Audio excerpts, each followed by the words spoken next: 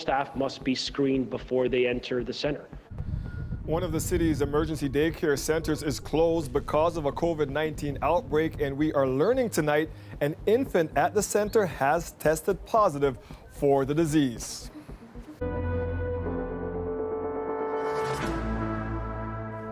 First, here's where Ontario stands tonight in the battle against COVID-19. The province reported 347 new cases of COVID-19 today. It is the first day with fewer than 400 new cases since April 7th.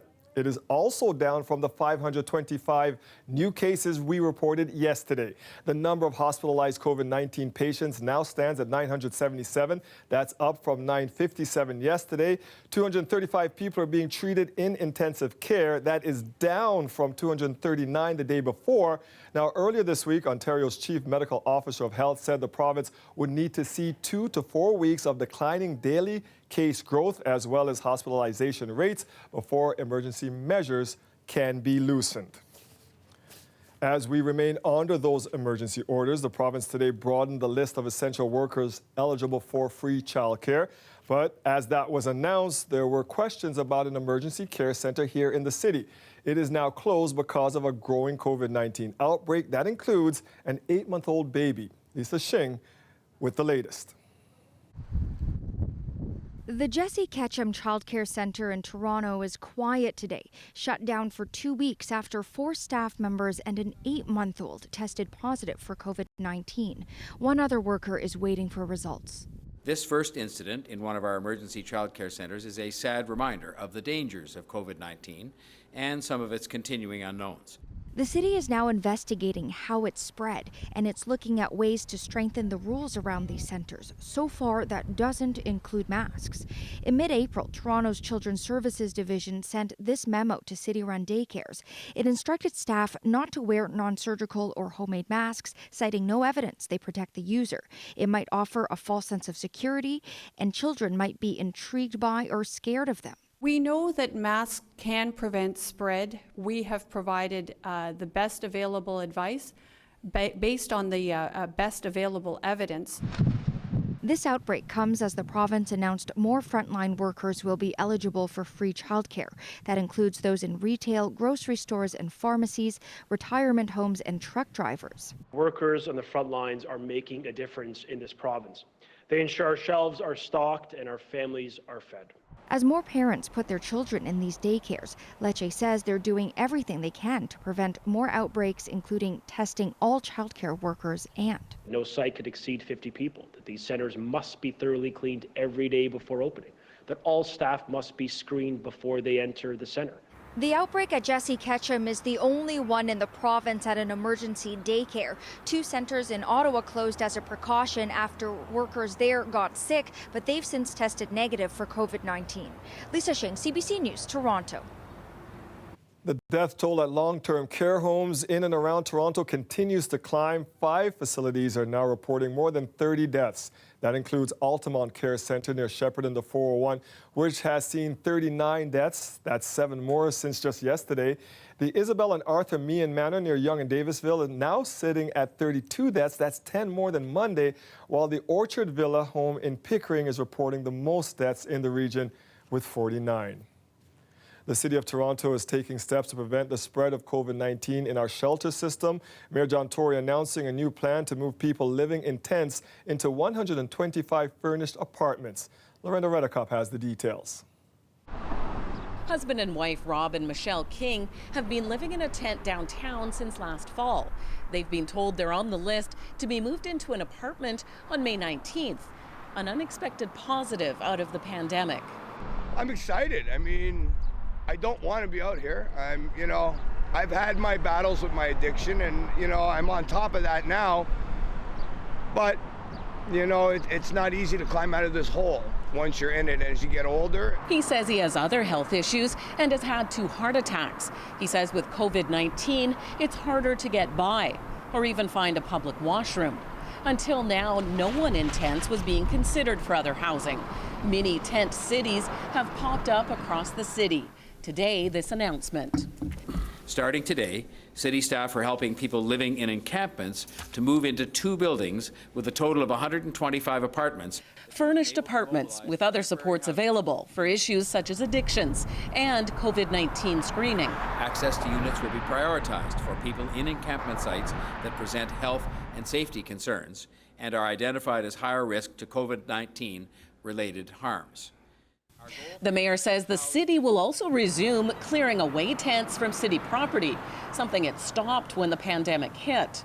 The people staying outside this church near Yonge and Bloor are expecting to move later this week. I would say that our optimism is cautious. We had an announcement about hotel rooms weeks ago, and there are still hundreds of people without adequate housing. The mayor also announced a plan to build 250 modular homes for supportive housing, the first ready in September. As for people in tents, he says the goal is to permanently house them, something Rob King also wants. I'm very excited about it, and I just hope it turns into something long-term, Lorenda. I don't want to see this end and then we're back out here, right? Lorenda Redekop, CBC News, Toronto. An update now to a story we brought you on Monday. Paramedics and respiratory therapists will now be eligible for a pay boost from the province called pandemic pay. This past weekend, the Ford government announced it would be giving a $4 an hour bump to frontline healthcare workers, but some jobs were left off the initial list. Well, last night, the union representing paramedics and respiratory therapists announced they had succeeded in getting the government to include those workers. You've likely seen the pictures of the city's wildlife taking advantage of us staying indoors, so it was only a matter of time before the rodents got in on the act. Rats, who normally call downtown Toronto home, are now starting to migrate. Greg Ross explains. People who work in the pest control industry, like Dale Kurt, say they are suddenly finding rats in some of the most unlikely places. They're following their nose to wherever they have to go for food. And because the city has essentially locked down because of the COVID-19 pandemic, the food supply for rats has diminished in the downtown core. Businesses like restaurants and bars that would normally be putting out huge amounts of trash have closed, and now rats are creeping into the suburbs. What we're hearing most is surprise from people that say they've lived in a particular area for 20, 30, 40 years and never ever having rats, and then all of a sudden, out of the blue, they have rats, their neighbors have rats. They're looking for food, water, and shelter, just like all of us. So when their food is shut down, then they start to look elsewhere for it. We reached out to the city to see if there's been an increased number of rat complaints, but city staff told us they stopped keeping track on March 23rd after Mayor Tory declared a state of emergency. Since then, they've only been maintaining the most essential services.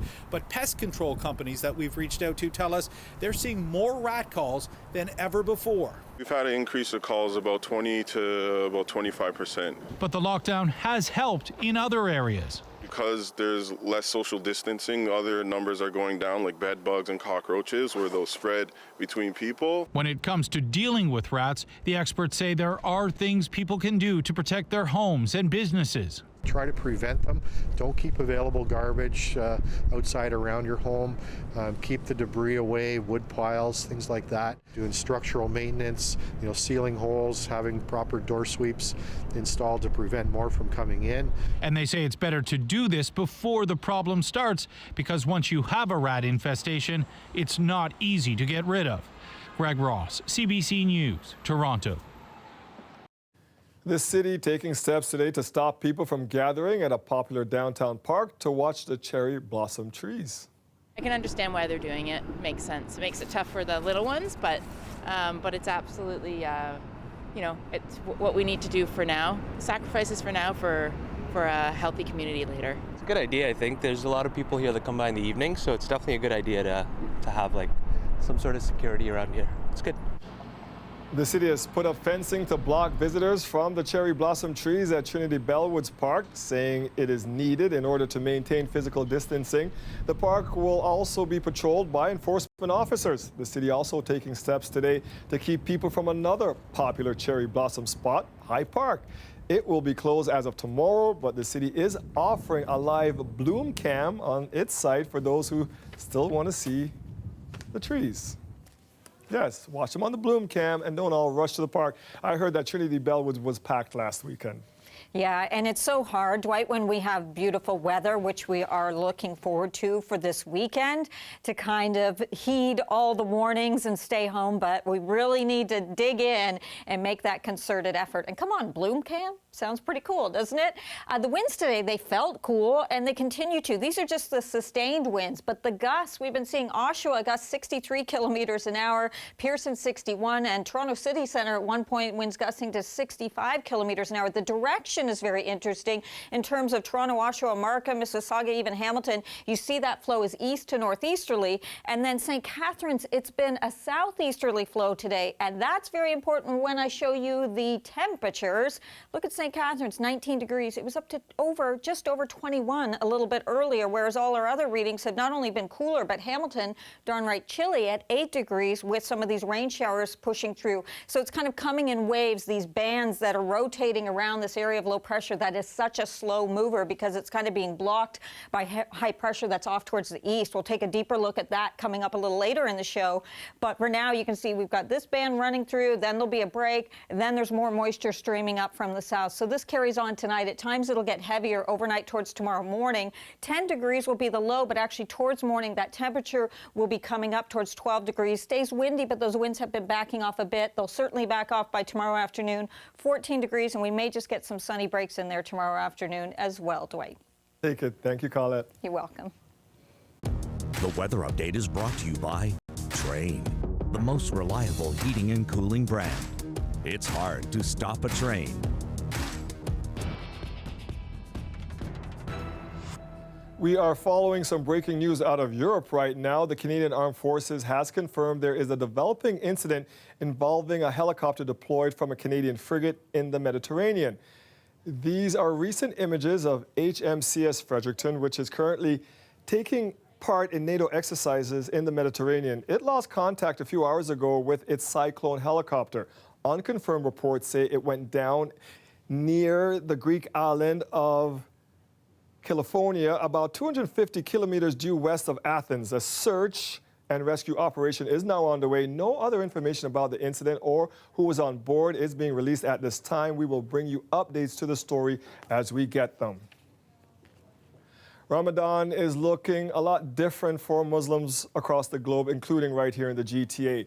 The pandemic has put restrictions on how the holy month is marked. Now, with permission from the city, some mosques are broadcasting the call to prayer over loudspeakers. Angelina King is live tonight near Parliament in Dundas. And Angelina, you're outside a mosque that is taking part in this? Yes, I am. It's actually the first time this has ever happened in Toronto, and we're hearing likely in all of Canada. So it's a pretty big day for a lot of people. So starting today throughout Ramadan, this mosque will be publicly broadcasting the call to prayer over a loudspeaker at sunset tonight. That's at 8:18. It lasts a few minutes and signals the end of the fast for the day. So during Ramadan, Muslims fast from dawn until dusk. It's a time for people to focus even more so on prayer and charity. Typically, family and friends gather together in the evenings to reflect, break their fast together, and then head to the mosques to pray. But of course, during the pandemic, a lot of that looks different. A lot of it is being done virtually. So those who helped organize this say this isn't just about letting people know the exact time to pray. It's also about bringing a sort of sense of comfort, unity, and peace during this difficult time, and also sharing the religion with others. We are very, very happy, and we thank the government for giving us that opportunity. You know, now people will understand that Muslims, after all, they are not bad people. We are good people like any other person, right? Yeah, all we want is just for people to give us chance to see how we are, just to know how our religion is. Very peaceful, yeah. So the imam says that the mosque is ensuring that physical distancing rules are followed. This doesn't mean that people are invited to come and congregate inside or outside of the mosque to pray. They just hope that people can hear the call to prayer in the community, maybe from their homes. I talked to some people who attend the mosque that said even if they can't hear it from inside of their homes, just knowing that it's happening brings them some comfort and some joy. So there's a few mosques in the city that got permission from the city to do this, including one on the Danforth. Here's what it sounds like.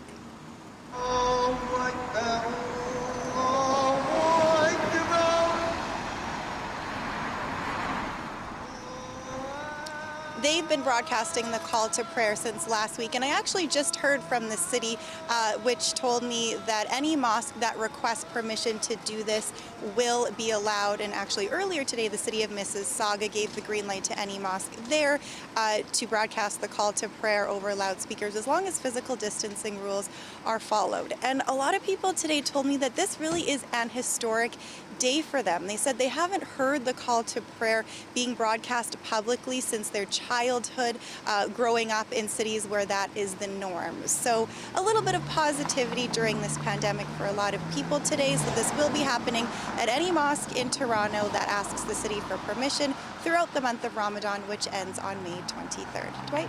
We can all use a little positivity right now. Thank you, Angelina. We also have some negativity for you, of course. Toronto police say they've seen a dramatic rise in stunt driving and speeding charges since the COVID-19 measures began. It's easy. You may feel, hey, the roads are a bit more open, the highways are freer and clearer. I'm going to get on the gas a bit. That, you can do that, but know that as well, and you're seeing it in the numbers and the enforcement stats that we're putting out, that police are paying attention. Between mid-March and April this year, Toronto police have stopped and charged over 200 drivers with stunt driving.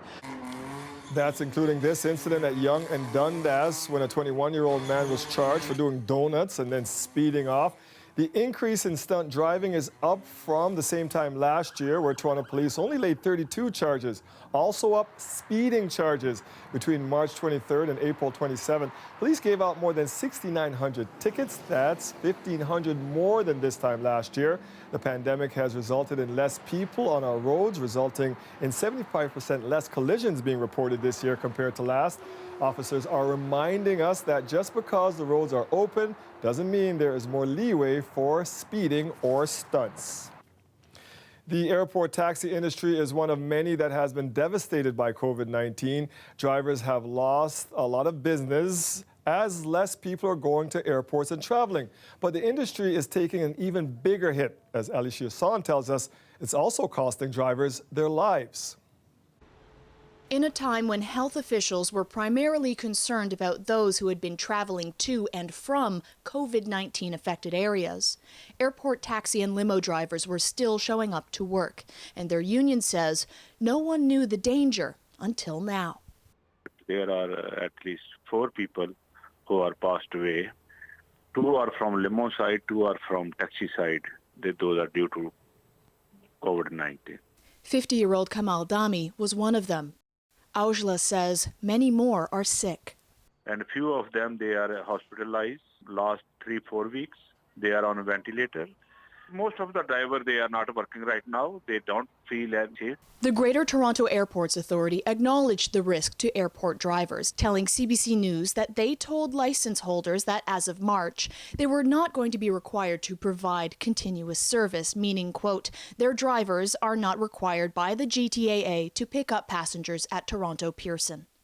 And even though they do not employ these drivers, they still, quote, arrange for all taxis and limos to be disinfected before each trip at no cost to drivers, made available 6,000 disposable gloves for drivers, and posted signs in the driver cafeteria. Our drivers... Ciro Vitolo is the general manager of Airline Limousine and is on the consultative committee on taxis and limos, which is a liaison between the companies and the airport authority. He's not placing blame. Drivers, when they come into this position as an operator, they're all independent contractors. The companies have responsibilities to make sure that the drivers have the necessary information. And there's also responsibility on the CCTL and make sure that we try and get them the proper PPEs. In middle of March, we couldn't find masks. We couldn't even get hand sanitizers. To protect the drivers, the GTA took an initiative to help with the cleaning of the vehicles. Out of 360 vehicles, just 10 to 15 are operating at the airport right now. And with drivers sick at home, passed away, or in hospital, one thing is certain, Vitolo says. The collateral damage from this virus has taken its toll on all our industry. Ali Chiasson, CBC News, Toronto.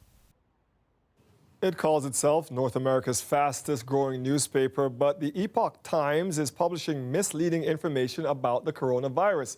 And as Katie Nicholson tells us, it is being delivered straight to mailboxes across Canada. Lisa Armstrong doesn't subscribe to the Epoch Times, but like thousands of Canadians, she got a copy in her mailbox. But it did seem to allude to conspiracy theories, like, maybe it was manufactured, this virus was manufactured in a lab. Well, no, we know scientifically that's just not true. The special edition of the paper explores the idea that COVID-19 was created as a bioweapon in a lab by the Chinese military and argues that the virus should be named after the Communist Party of China. And it really feels racist and inflammatory. And right now, we're all scared. Playing on those fears is a very dangerous thing to do at this time. We're protecting this postal worker's identity. He says because of its subject matter, he and his colleagues aren't comfortable delivering the Epoch Times. It makes me feel like, humanity is facing an existential crisis, and I'm being forced to hand out weapons in a cage fight. The Epoch Times is published by Falun Gong supporters, the spiritual dissident Chinese group that has locked horns with China's ruling Communist Party for decades. Media watchers say it's not clear where its funding comes from, and as a publication, it's hard to classify. When you have an outlet that always has one position on one particular story or country or issue, that's not journalism. And so it's hard to say, is it propaganda? So how should Canadians view the information in the paper? This professor says while some of it is accurate, readers should keep this in mind. This is an anti-Chinese government media outlet, so you have to be careful that there could be some exaggerations. In an email to CBC News, the Epoch Times says it stands by the work that it publishes. As for Canada Post, it says it is legally obligated to deliver the paper, and if people don't like it, they can always drop it in the recycling bin. Katie Nicholson, CBC News, Toronto. They are intimate looks at our city in the midst of a pandemic. After the break, we speak with the man behind the camera about why he wanted to document everything from grave sites to dogs in masks. The characters that I sort of photograph out on the streets, it's interesting, like going to Costco and seeing what people wear to go to Costco, like this man with a gas mask that looks like something you'd wear in a mine.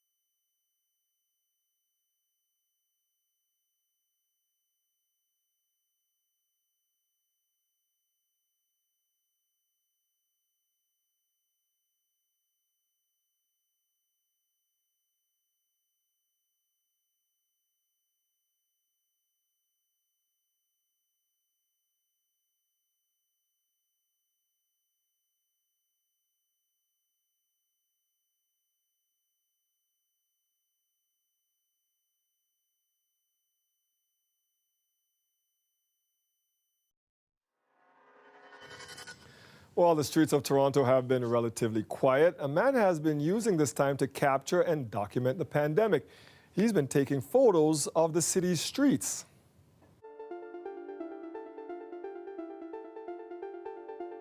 I think that it's just a really historic moment in time.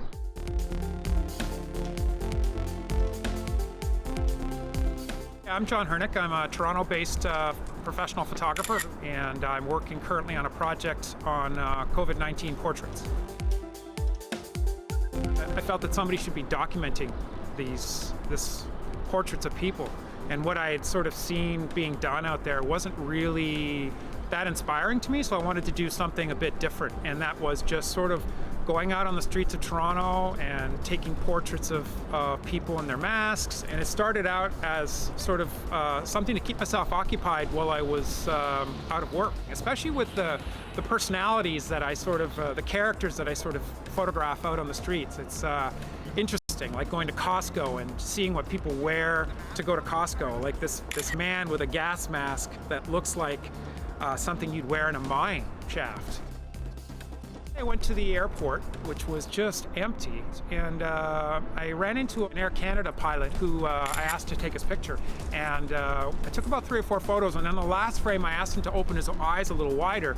It kind of just sort of, the eyes really speak about the times.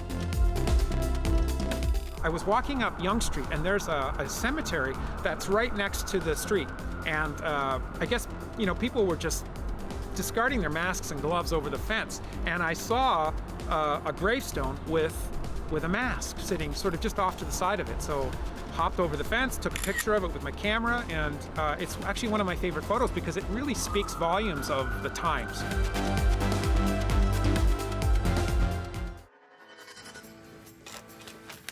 You recognize these guys and ladies? The streets may be sparse, but the skies above Toronto and other Canadian cities are about to be filled with the sights and sounds of the snowbirds. Details after the break.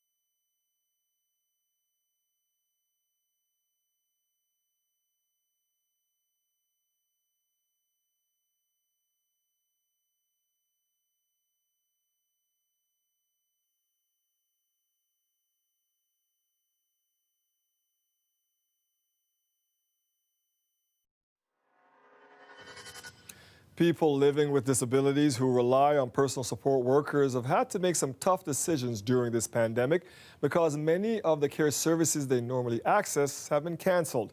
Omar Dabagi Pacheco explains. This was Liz Winkler's life just a few weeks ago. The artistic director was preparing her dancers for one of their biggest shows. Outside her home, dance created a community. Inside, personal support workers offered a sense of autonomy. But the fear of infection from COVID has changed that. I think that's the feeling that I'm getting, that my autonomy is threatened because I'm used to having help, that I direct that help. Well, so now it's like it's all between me and my husband kind of thing. So he's doing like the lion's share of everything. Like many families living with disabilities, she's a little uneasy about the threat of infection from PSWs working long hours in high-risk settings. I don't have like gloves or masks or anything, so I can't find hand sanitizer, I can't find masks, I can't find any of those resources to put like a little station at the front door. Helen Reese is a caregiver to her brother Paul. He lives with Down syndrome. The respite care provided by PSWs is essential to his ability to live at home. When he has support, he's a roommate, and without that kind of support, he becomes a dependent. That's a support that will be harder and harder to come by for many people in Reese's situation, according to personal support workers. So people that were receiving respite care, longer meal preparation hours and stuff like that, they're not receiving that anymore. PSWs say their government-funded community hours for respite care have shrunk by more than half during this pandemic, as the government focuses on redirecting their services to more immediate needs at long-term care homes. The whole situation is a mess right now, and there's so much inconsistency. These caregivers are going to get burnt out, and they're going to be relying more on the healthcare system more than ever after this is all done. Reese agrees. She says if supports for people in her situation dry up, the long-term consequences will be much more costly. So I also think that that's probably a misplaced focus. Supporting my brother in our home keeps him out of long-term care and out of the system. Omar Dabagi Pacheco, CBC News, Ottawa. Medical students are coming together in the GTA to help get much-needed personal protective equipment to some hospitals. Really seeing this shortage in PPE really highlighted a huge gap in our healthcare system. And so us as medical students being taken out of the clinical setting wanted something to do, some way to help. And these grassroots initiatives at a time where there is a dire need are extremely important. The students are part of Team 3D PPE. They are made up of more than 80 med students, volunteers from across the country.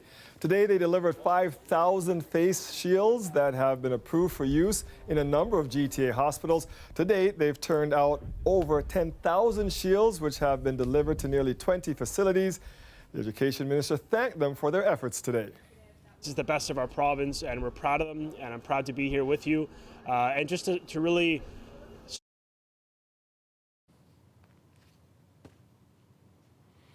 The group is still in need of volunteers and some 3D printers, so if you can help, reach out. Many post-secondary students are hoping for a proposed emergency aid package from Ottawa, and the Liberal government has been negotiating with the opposition on those terms. But at today's once-weekly sitting in the House of Commons, it was apparent the opposition remains opposed. They announced $9 billion, Mr. Speaker, for students to stay home. Cut that in half, $4.5 billion. You can have over 400,000 summer jobs for essential services, for farms, where students will work. We are not disincentivizing work. We are ensuring that students can pay their bills and can actually continue on with their studies in the fall.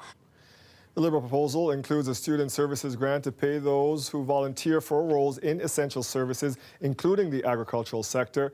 That's on top of the proposed $1,250 a month emergency payment from May to August for those who can't find work in the pandemic. Students with dependents or permanent disabilities would get $500 more per month. But New Democrats say that payment is too low, and the bloc wants the package simplified. The program requires the unanimous support of all parties to pass. The Prime Minister also announced a new mission for Canada's snowbirds, Operation Inspiration. Starting this weekend in Nova Scotia. the Canadian Forces Snowbirds will head across Canada to salute Canadians doing their part to stop the spread of COVID-19. As we watch the snowbirds fly over our homes, let's remember that we are all in this together. Now, the tour will begin in Nova Scotia this weekend and then work its way west throughout the week. The Snowbirds paused their training in March due to COVID-19, but will now spend 2 days at their home base in Saskatchewan, flying refresher and training missions before the tour begins. The plan is similar to a cross-country tour in the U.S., where the Navy's Blue Angels and the Air Force's Thunderbirds fly above major cities to honor frontline workers. And we will have our eyes to the skies for that. Should be fun, Colette. Yeah, and I love the Snowbirds, but I bet they're also just thrilled to have this mission. Like, very cool for them as well. And you know what's cool is our weather pattern, and we're seeing this because of the jet stream pattern. So our upper winds, we've got kind of an omega block almost that's setting up here. So very strong high pressure off towards the east, and that's kind of blocking for this area of low pressure and this trough in the jet stream from moving away. So we just get this instability. We have that rotation of bands of rain going around. Well, by the time we get towards the latter part of the day, Friday, it's moving off towards the east. Things are starting to improve, and we see somewhat of a more zonal flow as we're going in towards the weekend. But more importantly, we're seeing it lift across the Great Lakes, and we get into some nice weather and some warmer weather as we go into the weekend. Now, the temperatures, these are not the current ones. This is the transgression through the day of what happened with our temperatures. So look at Toronto and Hamilton, 8 degrees this morning, 6 degrees in Hamilton. Well, Hamilton, you didn't do much better than that, even by lunchtime with some rain showers there and a northeasterly breeze, yet not that far away. St. Catharines was at 13 and at one point up to 21 degrees today. And for Toronto, coming up to about 13, where it's just about where we sit right now. And there's that band of rain that pushed through, pushing off towards the north. And this is why some areas to the north of us, special weather statement, where they're going to see 25 to maybe 40 millimeters of rain as we go towards Grey Bruce and Parry Sound region. But otherwise, we're looking at lesser amounts, like 15 to 25 millimeters coming through the GTA as these bands roll around. So overnight tonight, there'll be times where we'll have some heavier precipitation. Then it kind of backs off as we get through the day tomorrow, and we may even get some sunny breaks, which will help our temperature a little bit, but still unsettled even into Friday. And then we really see that improvement as we go into the weekend. So in terms of the amounts, Toronto could see 20 to 25 millimeters, could be closer to that 15 though for many other parts of the GTA. And our temperatures overnight tonight, 10 degrees the low, but rising to about 12 degrees by morning. And then a range again tomorrow, 18 for St. Catharines, 14 degrees elsewhere. But as we get closer towards that weekend, 16 for Friday, things start to warm up. Saturday, they definitely do, Dwight, when we're into the upper teens for not only Saturday, but into Sunday as well. Looking good. Thank you, Colette. You're welcome. The temporary closure of several meat plants because of COVID-19 outbreaks is raising concerns about Canada's food supply. But today, the Prime Minister would not say if he's considering an order compelling meat plants to remain open, as the U.S. president did yesterday. We need to make sure that those supply chains can keep functioning, but we also need to make sure that the people who work in those supply chains and will continue to need to work in difficult circumstances over the coming weeks and months as we continue to battle COVID-19 are kept safe. The PM did say the issue is a priority for his government that's being watched closely. COVID-19 outbreaks have forced the closure of 3 poultry plants in BC and 2 major meat packaging plants in Alberta. The outbreak at the Cargill plant is the largest at any single location in Canada. This afternoon came word it will reopen next week, but in a sign of just how serious the disruption of the meat supply has become, McDonald's Canada, which prides itself on using only Canadian beef, now says it must begin importing some meat from the U.S. The number of deaths from COVID-19 nationwide is expected to top 3,000 today. 80% of the people who have died have links to long-term care facilities or seniors' homes, and Ontario and Quebec remain hotspots. As local and provincial leaders start looking towards reopening, most agree it needs to happen very carefully. So what might that look like for businesses and workers? We get a good picture of that in our CBC News exclusive interview with Dr. Theresa Tam as she describes the new normal to our chief political correspondent, Rosemary Barton. So how do we get from this to a new normal, reopening businesses, public spaces, the country? Dr. Theresa Tam paints a stark picture of what Canada could look like, a reinvention of how we work and interact. come up with a plan of how your workplace could potentially be redesigned, have your shift a bit differently, your workflow might be different, you stagger people coming in so that you're not just your work shifts, but maybe your public transport means that you're not all crowded at the same rush hour. But it's a delicate balance. Health officials are aware of the dangerous consequences of a prolonged shutdown. Mental health problems, increased alcohol abuse, increased domestic violence, or minors in vulnerable situations. Tam knows physical distancing is hard and can't go on forever. But I do think that this sort of juncture is a particularly difficult one where people have contributed so much already. It's a bit like running the marathon and sort of hitting a bit that wall and you go, there's still another 10 kilometers before we're kind of here. It is tough. The cost of going fast with reopening the economy, though, is too great. A second surge of the pandemic before there's a vaccine or a treatment. I just have the image of New York City in my head and think I would never want that to happen anywhere in Canada. And if we let things resume too fast, we may get that kind of surge.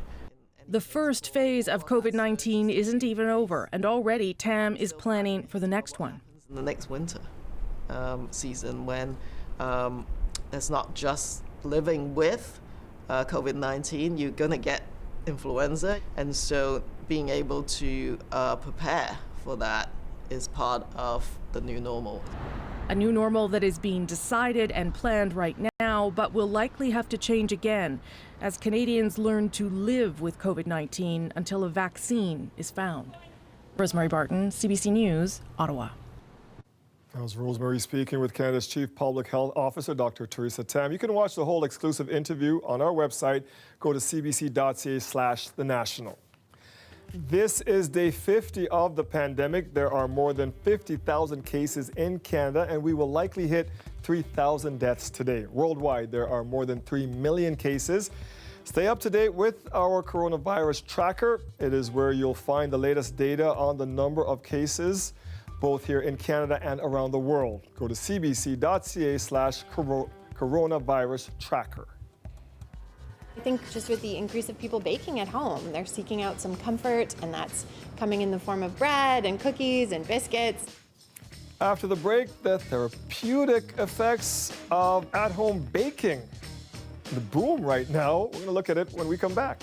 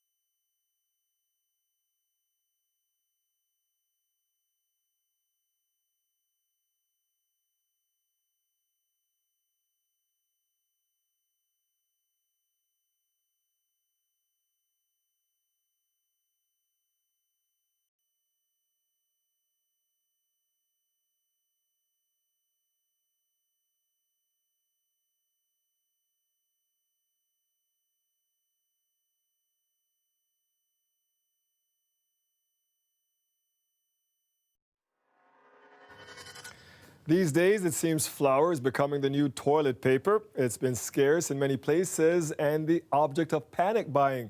As Greg Rasmussen tells us, this speaks to a pandemic renaissance of sorts in home baking.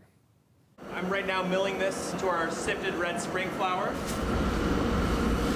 Milling grain used to be a sideline at this bakery and cafe. So this is our finished product. This has become white gold in a nation where flour and yeast are in short supply. So we started with whole grains before we started milling. The coffee shop part of this business has been shuttered. But its fresh flour has become an economic savior, selling out every day. And I think just with the increase of people baking at home, they're seeking out some comfort, and that's coming in the form of bread and cookies and biscuits. And so that has added additional pressure into the flour sales for sure. Thank you so much. No worries. Have a good day. Many are posting their home-baked efforts online, a respite from all the bleak news. The world feels like it's ending. You go outside and there's like very few people or like lines and everyone's spaced apart. Isolated in his home, Brandon Lee says churning out cookies and cinnamon buns I'm just mixing through all the wet and dry ingredients. helps pass the time. Every time I put something in the oven, it lasts like 2 weeks. I'm not sure if it's going to work out. And when it does, I'm very surprised. I'm surprised again.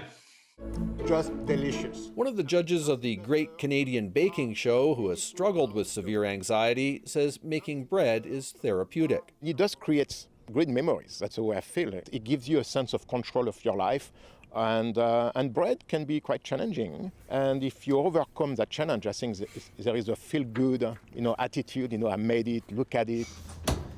There's a sense of empowerment with baking and making your own food, especially a staple like bread. To be able to make that at home, it gives people a sense of calm and comfort. A few simple ingredients, but also a way to adapt, create, and overcome.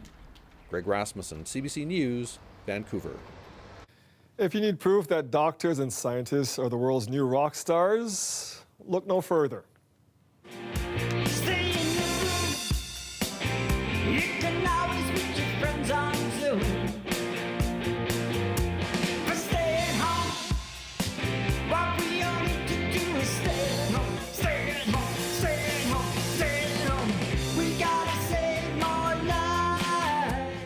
But does he have moves like Jagger? That's a new take on the Rolling Stones' classic song, Start Me Up.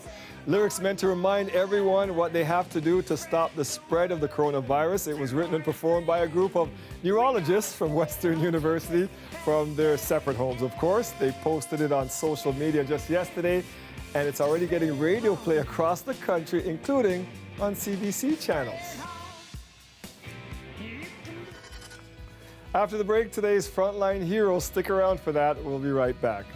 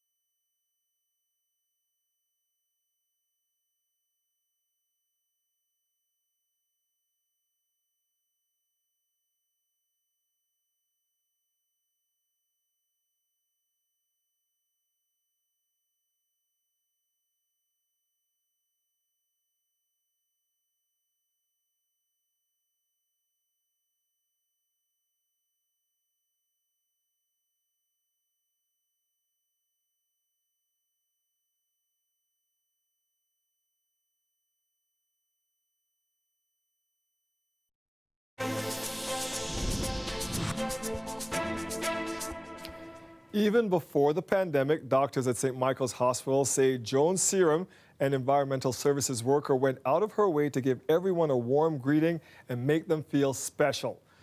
3 resident physicians in obstetrics and gynecology at the University of Toronto sent us a message about her. They say she, quote, would often make our days, as she would always tell us how beautiful we looked, even though we had just worked a 14-hour overnight call shift, and that was blatantly untrue. Now, more than ever, we want to acknowledge the hard and important work of the environmental services staff at the hospitals. They are putting themselves in the face of COVID-19 daily by cleaning potentially infected spaces to ensure they are safe for patients and staff. And of course, Joan continues to do this hard work with a smile on her face and grace, even with the added fear that COVID brings. So, thank you for what you are doing, Joan. If you'd like to share a story about your frontline hero, just tag us on Twitter or Instagram at CBC Toronto. Send us a message on Facebook or email us at torontotips@cbc.ca. While the Special Olympics may have been canceled, the energy that the athletes have is now not being canceled. Special Olympics Canada wanted to mark International Dance Day in a special way by releasing a video of their athletes busting a move. Now the organization is asking athletes and people from all over the world to do the same.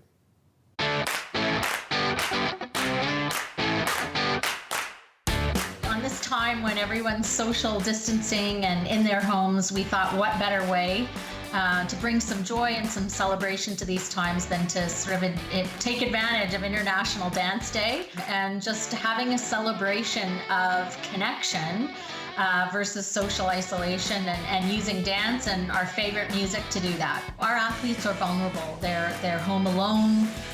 They've lost that connection to, as we all have, but for our athletes, perhaps more heightened, that connection to their peers, to their volunteer coaches who are their mentors, just that sense of community and that sense of stability that going to that Special Olympics program maybe 2 or 3 times a week brings to their life and to their routine.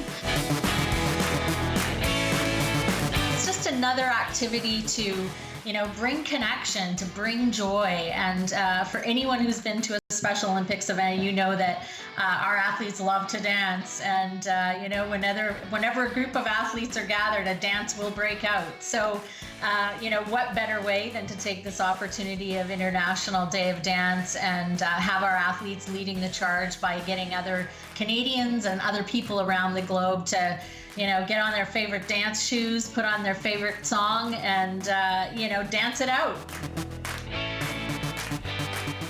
My breakdancing days are long gone. Might be able to do some John Travolta, maybe. Is your video already on Twitter, Colette, your dancing video? I was just going to say, show me these moves. I'll reciprocate. Yeah, I'm walking out of camera range, right? Yeah. I want to see the breakdancing in the newsroom, especially. Let's go ahead and just show you what you can anticipate overnight with the weather conditions. So we do have these bands of rain that are going to be pushing through. So the temperature will fall off eventually to about 10 degrees, but then towards morning, actually, so overnight towards the morning hours, 6, 7, it's going to come up to 12. Still some windy conditions. We know we've been experiencing those stronger winds from the east-northeast, so gusty at times. They'll back off tomorrow, and then into the afternoon, we may even see a few sunny breaks. 14 degrees for the high, but a really nice weekend coming up, Dwight. Thanks, Colette. You're welcome. That is our show for tonight. Mike Wise has your next local news tonight after the National at 11. We're going to leave you with a well-deserved celebration at Sinai Health. They are dancing because they've just got a COVID patient off of a breathing tube. A wonderful team effort by all of these healthcare professionals. They shared this video with us, hoping it will inspire people to keep doing what they can to stop the spread of COVID-19. Enjoy the music. We'll see you back here tomorrow at 6. Have a great night, everybody, and stay safe.